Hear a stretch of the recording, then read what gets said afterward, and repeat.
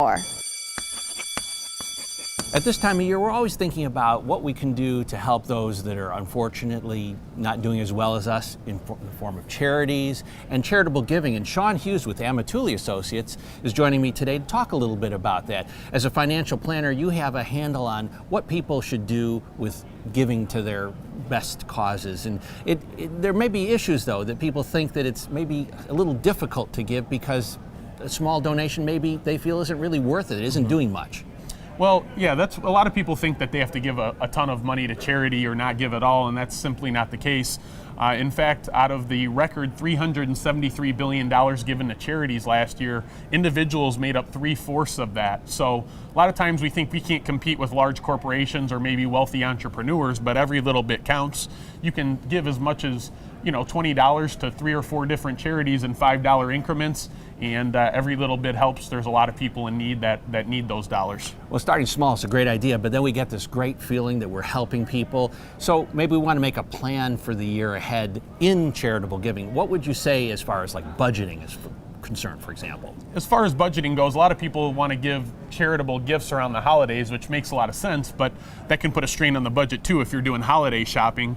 So it's okay to give around the holidays, but I encourage our clients to give year round because you can save a little bit each paycheck. Even if you save $2 each paycheck for 52 weeks, you'd have $100 to give to charity. So you take a small bite and it doesn't seem as big of a deal. Well, now, of course, we're talking cash. There's all sorts of other opportunities for charitable giving, like volunteering, or perhaps even cleaning out a closet and looking at things that maybe you don't need anymore. Yeah, you can give a lot of household items to charities. Again, there's a lot of people in need. That's what we need to remember when donating. So you can give household items. The biggest thing you want to do is maybe take a picture, keep a receipt so you can get that deduction when it comes around to tax time. And then, as I said, volunteering. I mean, there's so many good causes that need assistance at this time of year. Yeah, there's a lot of good causes, and when you are donating time or money, you want to make sure that charity is giving at least 2/3 to 3/4 of what you're giving back to the cause, and they're only putting a little bit of that money back into overhead. You want to make sure that the time and money you're investing is going to the right place. Well, that leads us to the next question, and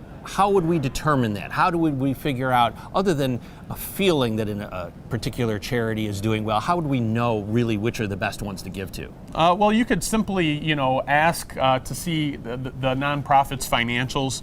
Certain nonprofits may be able to give that to you, and I think nonprofits that are transparent probably have nothing to hide, so that may be a good sign that it's okay to give to them. And there's, I think, all sorts of different websites and such that can help as well. Yes, there's websites online. You can do a simple Google search to look for those items. Sean, thank you for joining us today. This has really been informative. Thanks, Fritz.